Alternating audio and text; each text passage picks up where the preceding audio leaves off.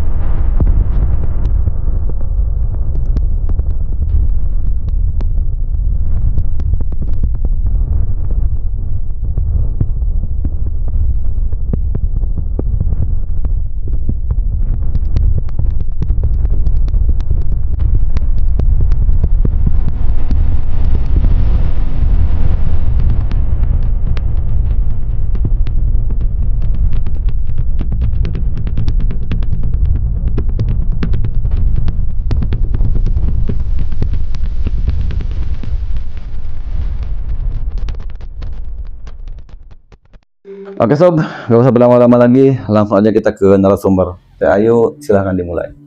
Kita kan panik ya bang, kita bertiga tuh panik, terus menahan pintu. Padahal kan makhluk halus tuh bisa aja tembus gitu ya. Aduh, saking paniknya. Abis gitu suara ketawanya tuh menggema. Terus kadang suaranya deket, kadang suaranya jauh.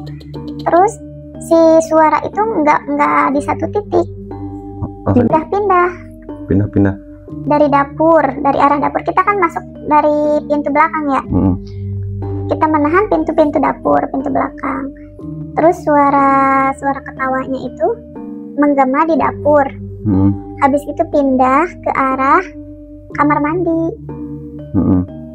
Karena saya maaf ya bang, menaruh pembalut yang bekas dicuci tuh di kamar mandi, di plastik. Terus habis itu ya kita sebisa-bisa baca sholawat atau apa gitu. Habis gitu ya dengan sendirinya menghilang. Itu lama tuh? Lama banget. Lama? Iya. Terus? Menghilangnya tuh iya saya ingat menghilangnya tuh pas Adzan Isya. Adzan Isya dari jam berapa itu? Dari jam berapa ya? Pokoknya kejadiannya tuh detik-detik menjelang Adzan Isya mungkin. Oke. Saya merasanya berasa lama, mungkin karena panik ya. Iya. Terus setelah kejadian itu, setiap saya mau ngaji karena saya penakut, saya selalu menggunakan kalung yang dari wapak itu. Untuk penjagaannya karena emang tempatnya wingit gitu, melewati tanah-tanah kosong, kebun-kebun yang masih anyep banget. Dan ternyata bang, rumah kan saya tinggalnya di rumah bibi tuh, karena suaminya sedang merantau. Ternyata rumah bibi saya itu posisinya berada di jalan gaib. Jalan gaib? Iya. Maksudnya? Jalan yang nggak terlihat sama mata kita. Oke. Itu kata siapa itu? Kata seorang yang mengerti lah. Karena waktu itu kan pernah kejadian di rumah bibi saya saat anaknya sakit. Pas gitu kan kalau anak sakit tuh suka rewel. Tiba-tiba si anaknya tuh nunjuk-nunjuk ke kamar depan. Kenapa? Itu ada kakek-kakek yang pakai kolor hijau. Terus nggak bisa diem lah, nangis tunjuk-tunjuk gitu. Habis itu ya saya inisiatif ya, nyuruh nyaranin ke bibi saya, coba panggil Pak Kiai. Ya udah dipanggilin tuh si Pak Kiainya. Terus biasalah nggak tahu diapain ya, alhamdulillah mereda. Terus kata Pak Kiainya, ini mah ada yang nggak beres gitu. Kenapa? Ngobrol-ngobrol ternyata ya gitu, kamar depan bibi saya itu adalah jalan yang nggak terlihat, jalan gaib. Jadi kan yang namanya jalan gimana sih Bang? Iya, pakai lalang gitu. Abis itu ya, terus gimana? Ya yang kakek-kakek itu katanya yang dilihat anak bibi saya tuh yang kakek-kakek itu mah penunggu rumah, nggak bakal ngeganggu. Jadi udah biarin aja, gak usah diapa-apain. Yang penting kita hidup berdampingan aja tuh. Tapi yang bikin repotnya tuh yaitu kamar depan itu. Repotnya kan setiap ada yang tidur di situ pasti ketindihan. Ya rep-rep. Iya. Pokoknya nggak pada betah lah tidur di situ. Terus kalau nggak dipakai tidur tambah terlihat gimana gitu ya Bang ya. Ya udah disaranin sama Pak Kiainya, diusahain supaya bisa ditutup gitu jalannya. Dicobalah pokoknya diikhtiar karena suaminya tuh sakit. Suaminya juga sakit tuh, sering sakit. Ternyata efeknya dari situ.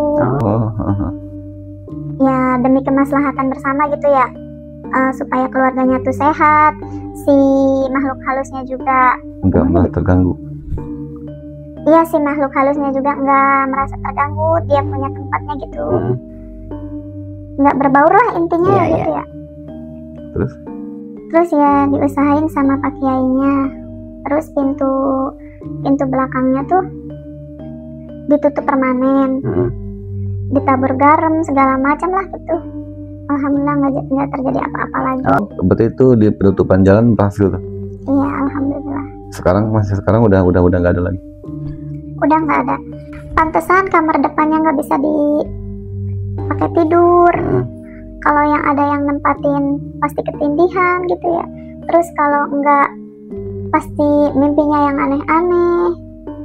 Ada juga pernah tuh suatu malam kita bertiga, karena kita kan cewek semua ya.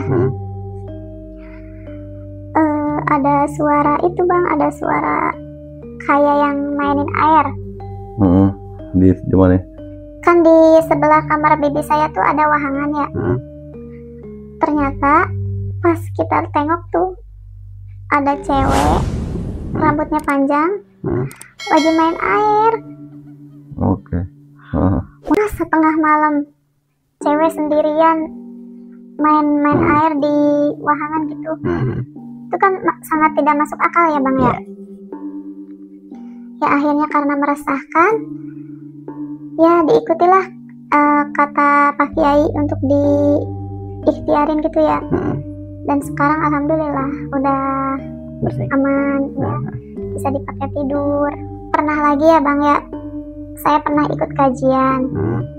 Kajiannya itu di puncak Bogor. Iya. Di bawah tempatnya itu di bawah kaki gunung Gede Pangrango. Tempatnya indah banget ya, Abang pasti tahu ya. Pas kesana ya ampun, jatuh cinta banget sama tempatnya. Tapi kenapa tempatnya, maaf ya, tempatnya kenapa berantakan?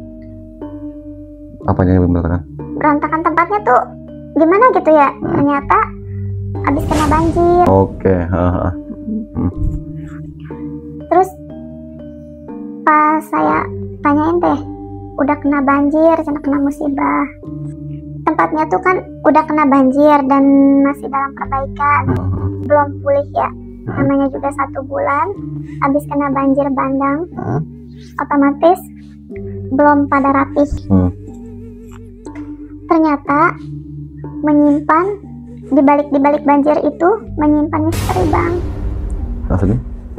Santri-santrinya tuh sering kesurupan massal. Sangkut pautnya sama banjir?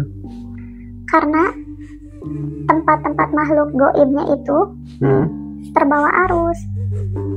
Tuh. Batu-batu besarnya tuh kan ke bawah ya, ke bawah banjir. Sampai ya gitulah meresahkan. Pada kesurupan masal tuh diobatin segala macem. Berarti itu santri-santri yang kesurupan setelah kejadian tersebut? Iya, banyak yang mengalami kesurupan gitu. Itu pas teteh nyampe ke tempat tersebut itu baru mau ngaji apa gimana? Iya, baru mau ikutan kajian. Saya tuh ikut kajian di situ agak lama ya, berapa bulan gitu. Terus dampak banjirnya itu berasa banget pas saya di sana juga. Selain santri-santrinya kesurupan, terus ada aja gangguannya gimana? Ada aja gangguannya ya. Karena suatu malam tuh bang, anak santri sama kita mau ngaji. Kan namanya juga deket pegunungan gitu ya. Posisinya kan deket air sungai ya, air sungai. Ada tebingnya juga. Ceritanya si santri itu mau ngaji, lagi wudhu, ambil wudhu tuh, lagi ambil wudhu. Berasa ada yang ngangkangin. Kayak ada bayangan. Pas dia nengok, dia lihat ada raksasa lagi manjat tebing. Warnanya tuh hijau lagi. Iya, terus matanya tuh serem banget, wajahnya gitu serem banget lah pokoknya. Terus si santri itu langsung lari. Iya. Abis itu besoknya dia sakit. Iya. Itu sakitnya sakit apaan tuh? Sakitnya demam tinggi. Iya, demam tinggi. Terus kayak orang pelongo gitu bang. Ya mungkin trauma ya lihat yang kejadian yang kayak gitu. Terus diobatin tuh? Iya, diobatin medis? Enggak, diobatin sama Pak Kiainya. Terus gimana katanya? Katanya iya itu trauma. Terus karena tadi kan kayak ada bayangan ya. Ternyata mungkin ya iseng si hantunya. Ketowel atau gimana gitu, nggak tahu ya, kurang tahu juga. Di lain waktu pernah juga tuh. Kita tuh lagi pada wiridan. Wiridannya kan berjamaah ya. Wiridannya tuh menjelang maghrib juga itu. Kan supaya khusyuk si lampu nggak dinyalain ya. Dinyalainnya pas nanti mau sholat maghrib. Latihan dulu. Iya. Kan teman saya ada yang indigo ya bang ya. Terus melihat ada, bukan kita aja nih di sini yang ikutan wiridan, tapi makhluk halus juga. Ada yang dari makhluk gaib juga. Jadi mohon jaga sikapnya, takutnya kesenggol atau gimana gitu ya. Kata dia tuh. Iya. Malah teman-teman yang lain tuh ngeyel. Di mana itu yang tidak terlihatnya gitu. Mungkin dia nggak percaya ya. Iya. Padahal kita kan hidup di dunia ini berdampingan ya sama makhluk halus. Terus itu di deket pintu katanya. Lagi ngapain? Lagi liatin kita rame-rame. Oke, kata teman saya tuh. Diliatin balik. Diledekin lah, pokoknya si makhluk halusnya tuh diledekin. Kata teman saya yang indigo, jangan begitu, nanti dia marah. Nggak kelihatan ini, gitu bilangnya. Abis itu pas kita mau pulang tuh bang ya, hati-hati, tetep aja ngingetin tuh si teman saya yang indigo. Iya. Nggak percaya gitu ya. Beneran dia menghadang di pintu. Iya, pintu buat kita keluar tuh. Terus abis itu pas nyampe Kobong tuh, langsung kesurupan tuh. Terus konyolnya itu saya penakut ya bang. Kata tetehnya itu ya, kata teteh di sana, tolong dong samperin, bantuin cina adanin di telinganya. Gitu ya. Karena saya penakut ya, saya larinya bukan nolongin, malah ngumpet di rumah tetehnya. Di rumah tetehnya malah ada yang gaib lagi. Gimana tuh? Suara orang jalan di atas atap jalannya kenceng banget lagi. Iya. Kayak orang yang badannya gemuk gitu, badannya besar gitu jalannya. Ya mau nggak mau ya kita lari lagi ke tempat yang kesurupan itu. Masih kesurupan? Iya masih. Saya ngeliatin ya teman saya itu teriak-teriak, nggak terima gitu, diledekin, ya, pokoknya gitu nggak mau dihina-hina. Terus tadi tuh yang waktu Teh Ayu malah lari ke rumah istrinya Kiai itu, yang katanya di atas ada suara yang jalan kaki. Iya.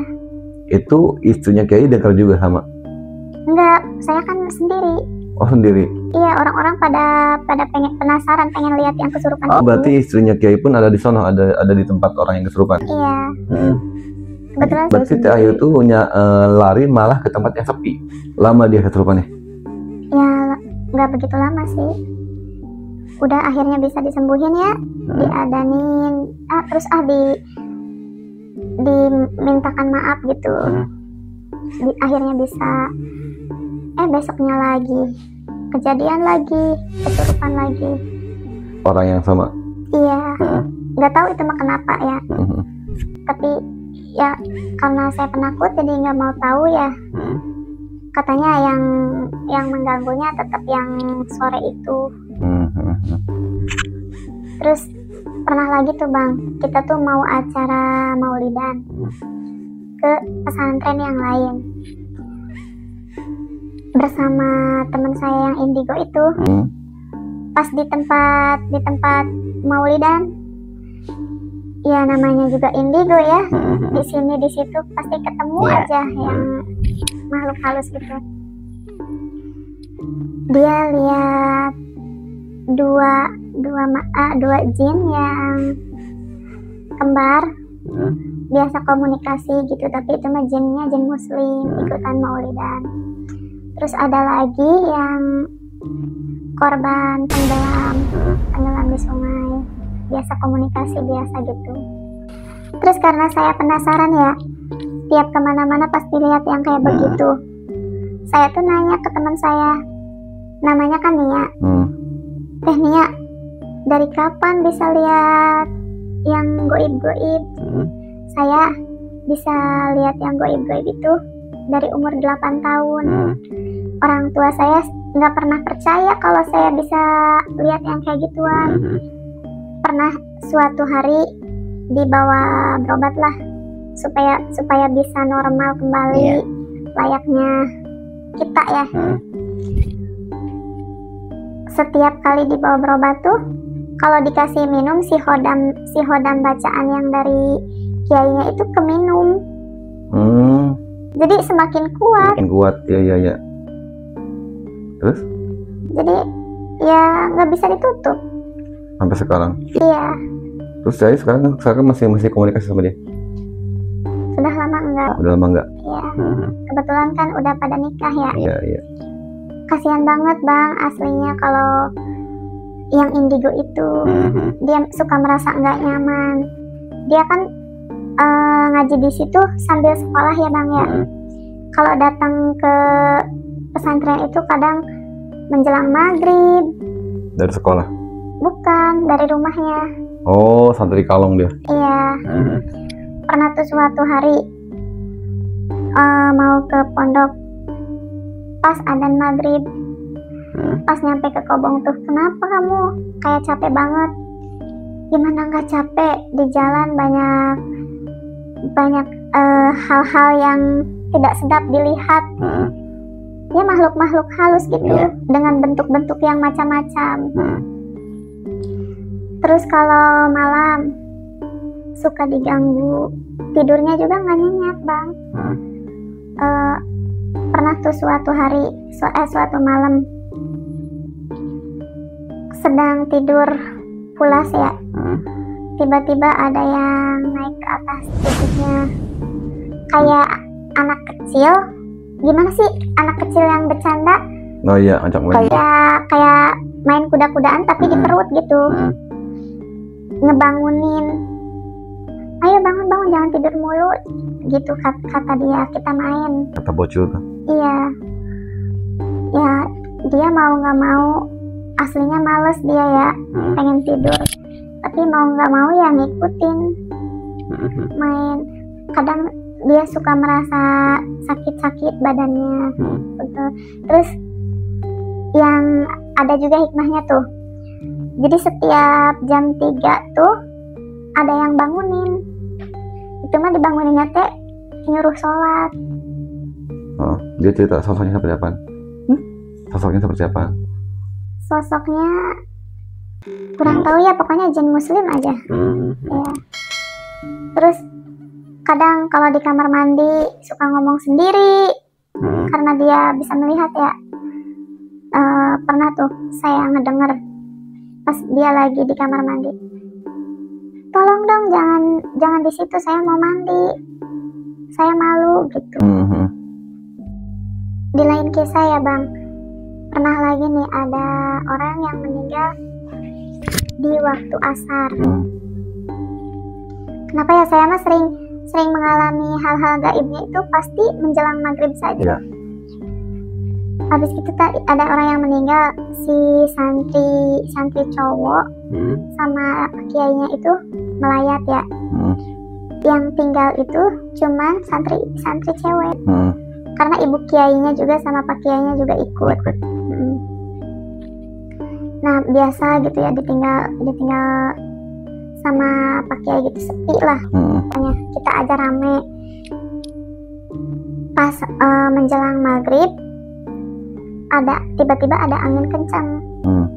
Kita kan pondoknya deket sama sungai, terus ada pohon bambu, pohon-pohon bambu yang rimbun banget gitu ya. Kenapa ya anginnya beda banget gitu, kata teman saya. Nggak tahu.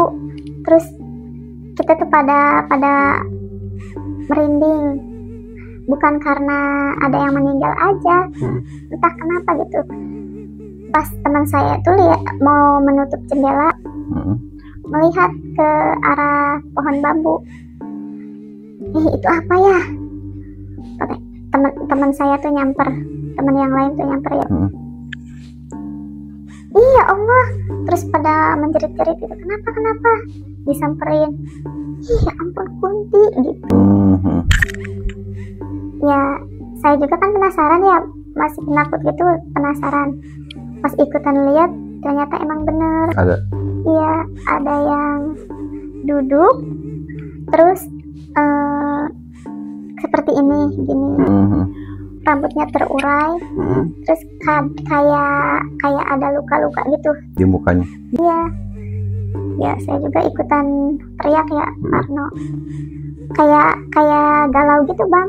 Galau. Hantunya. Oh hantunya. Iya. Diam gini aja. Berarti nggak ada suaranya tuh? Nggak ada. Kita teriak-teriak juga, si hantunya tetap dalam posisi kayak gini. Iya. Ya kita panik banget lah ya. Setiap kan biasanya kalau makhluk halus gitu, kalau udah kelihatan sekali tuh pas dilihat lagi nggak ada. Ya. Ini mah tetap ada. Masih ada ya? Iya, dilihat sama kita terus kita teriak kenceng banget juga. Ada aja. Nah habis gitu terus di bawah, kan kita kan kobong cewek tuh tingkat ya. Kita di atas, di bawahnya tuh madrasah. Terus lantainya itu bukan dari keramik, tapi papan. Kayu. Iya kayu. Terus ada bolong-bolong gitu. Rame banget ya di bawah, suara apa? Pas ditengok sama teman saya, ada kursi, tempat pengajar itu ya, tempat pengajar, kursi plastik yang biasa digunain di kondangan tuh. Kursinya itu seperti ada yang mainin. Ada yang mainin gitu. Maju mundur gitu. Ya namanya cewek ya pasti teriak, parno semua tuh. Saya juga lihat sendiri. Tapi nggak ada yang megang si bangkunya itu. Oh iya. Biasa sendiri tuh. Iya. Maju sendiri, mundur sendiri. gimana kayak ada yang mainin gitu. Itu di waktu yang sama? Iya, di saat waktu yang sama. Terus berasa lama banget yang ngelayatnya tuh ya. Pas santri cowok datang, semua keadaan normal. Ditengok lagi, yang di pohon bambu udah nggak ada. Udah nggak ada. Ya, terus di bawah nggak ada suara apa-apa. Posisi kursinya aja yang berubah. Iya. Nggak di tempat biasa gitu, di tempat yang kita lihat gitu. Terus pas dengar suara santri laki-laki datang, ya namanya juga cewek ya, teriak rame-rame, nyeritain ke Ibu Kiai gitu. Udah nggak apa-apa itu mah. Ternyata yang meninggalnya itu meninggal basah. Maksudnya basah? Meninggalnya itu karena kecelakaan, Bang. Kecelakaan? Iya, cewek. Yang kecelakaannya. Ya mungkin bukannya itu ya, mungkin ada sangkut pautnya sama yang tadi kejadian tadi.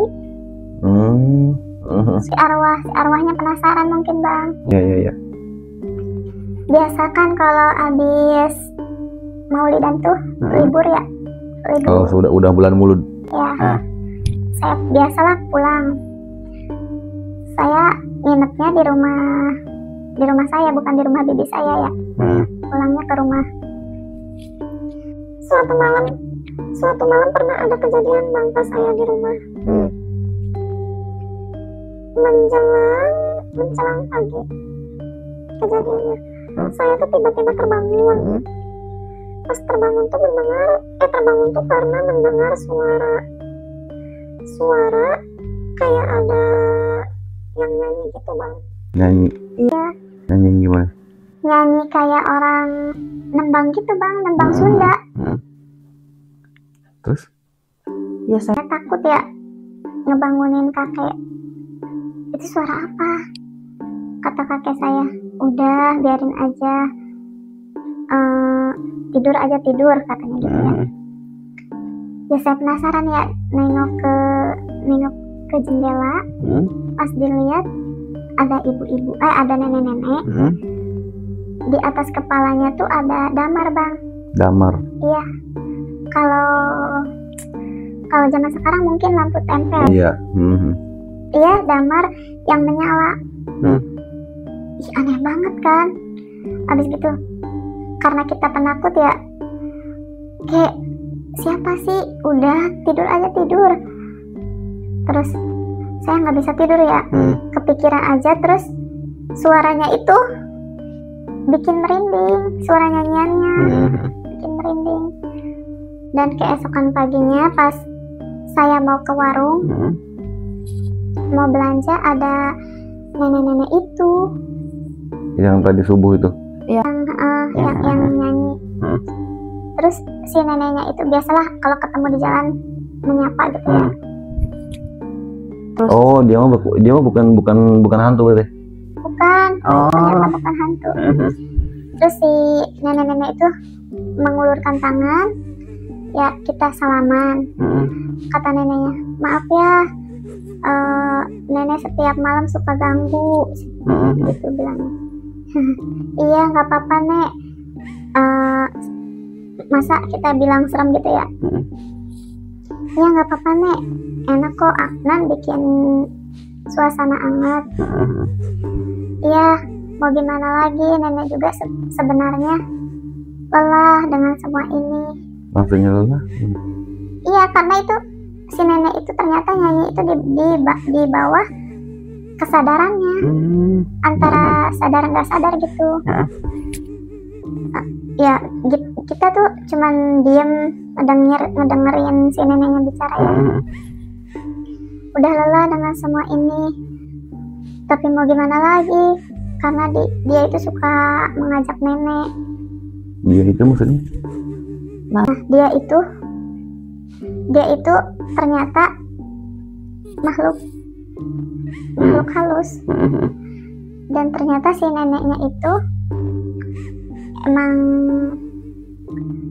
agak sakti di kampung itu gitu. Oke. Berarti dia mau berarti tiap malam ya nembang kayak gitu? Enggak, setiap malam Jumat. Malam Jumat. Ya, terus kalau dia punya unek-unek atau punya rasa sakit hati gitu. Dia nembang tuh. Iya. Itu yang Teh Ayu lihat nembang itu di depan rumah kakek itu, kakek Teh Ayu. Iya, karena si nenek itu nembangnya tuh bukan di rumahnya gitu, bukan di depan rumahnya. Oh, keliling. Iya, keliling kampung. Keliling kampung.